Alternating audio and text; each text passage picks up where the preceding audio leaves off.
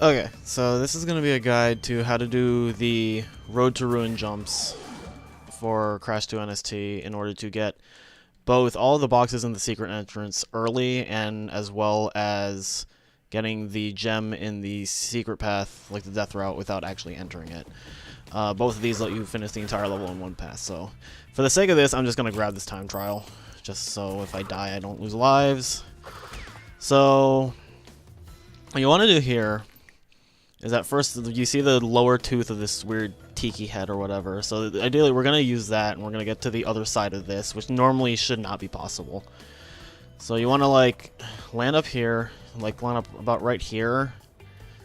And then from here, you want to do like a diagonal jump onto the platform with the exclamation box. So you want to use the analog stick for this because the angle you have to hit is between left and diagonal down left, so it's kind of like, I guess, like this. If you can, hold on. Yeah, it's like this is left and this is diagonal down left, so you want to hit like somewhere in the middle of them.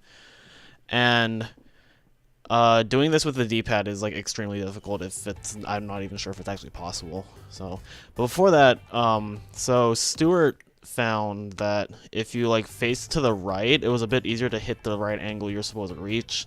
I don't know if this is placebo or not, but when I've been, like, since I've started turning to the right, this jump became a lot more consistent. So essentially, you want to do this and I completely botched it.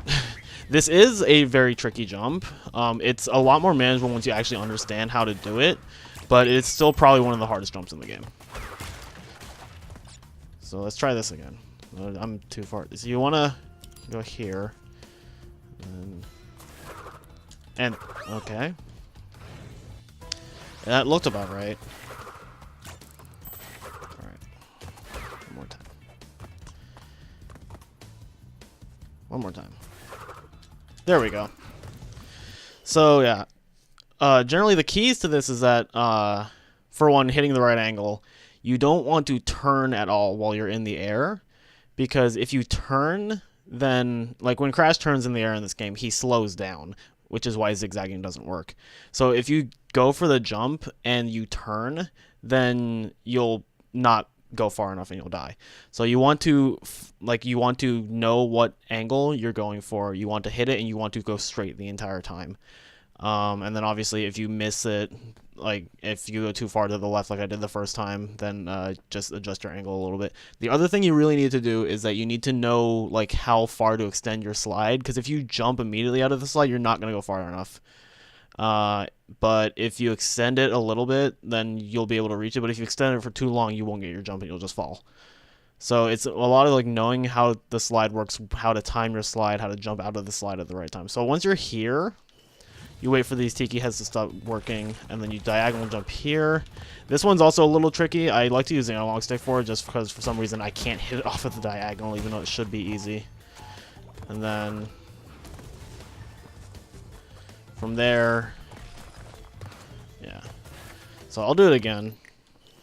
But that's the general idea, is that you want to get that, oh, I have 10 lives. I don't even need this time trial. I thought this save file only had like 2 on it. Yeah, that's the basic idea, is that just line up here, face to the right, and hit it. And then come here. You have to also be careful about turning direction here, because you can like undershoot that if you turn too much. And then from here I like to make another diagonal. You try to be a little quick, because otherwise you'll get hit by the fire. And then from here you can continue the level, and you have every box in the secret section. So I'll also show off the jump into the end of the death route.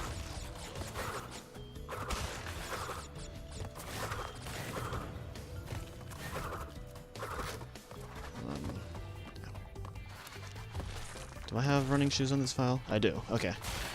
So this jump is only relevant in 100%, because in 102%, the optimal way to do this is to come back during the time trial and get this gem and the time trial at the same time. And with the time trial, you just have the running shoes, so you can just glitch high jump like this. But if you try to do that without the running shoes, you're not going to make it. So this one's a bit more convoluted, but once you figure it out, it's actually an extremely easy jump. But I also haven't done this one in a while, so I might mess it up. So essentially what you want to do is you want to glitch high jump, but you want to land... Well, you don't even need to glitch high jump. I think you can slide jump this, but you want to land on the back of the tiki head, or on on the edge of it. So there. The camera messed up a little bit there. So what you want to do is you like do an L-shaped jump, and then you do... Oh, well, you're not supposed to fall.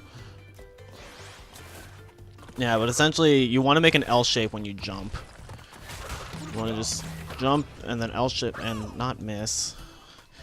See, I don't do 100% often, so I'm not used to this jump. But this one is actually really simple and straightforward once you get the hang of it. You just want to...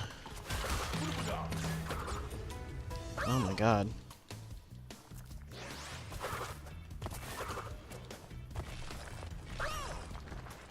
Good jumps.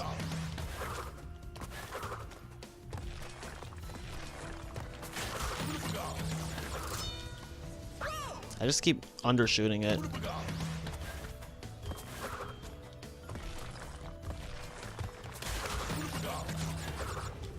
Yeah, there we go. And then after you get the gem, you can just jump back here. And then... I am undershooting this, dude.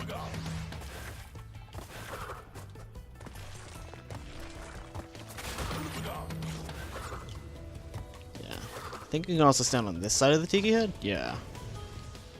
And then from there, you can just jump back. Yeah, there we go. Yeah, so you want to like L-shape jump onto the back of the tiki head, and then you'll use the side of the tiki head to just glitch high jump back.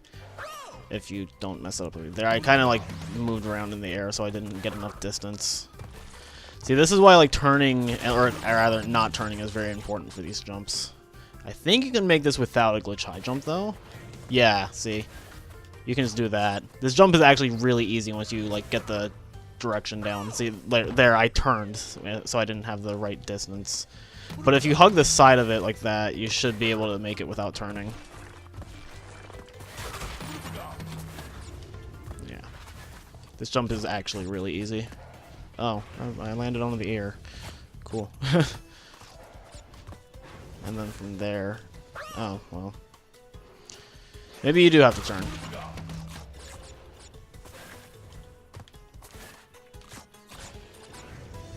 Yeah, this jump is only important in 100% because in 102%, like I said, you just get this with the running shoes, and in 90% you just don't go for gems. But yeah, so I hope that clears up how to do these jumps.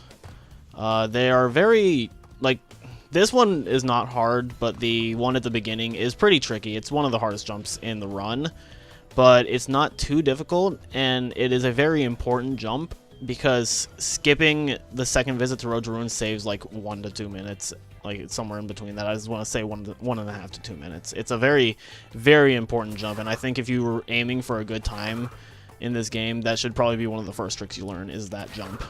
So yeah, there's also a jump in the bonus round that's just a glitch high jump. It's not difficult, so I don't really think I need to show that one off. I just wanted to show off these two because they're a little convoluted, and I know there are a lot of runners who are still kind of confused with how to do it, but like once you understand how it works, the jumps are really not that difficult. Like I don't think I've thrown away a run to either of these jumps in a long time, so like it's not hard to become consistent with them once you understand how it works. So yeah, all right, thanks for watching this, and I hope to see more people run these categories.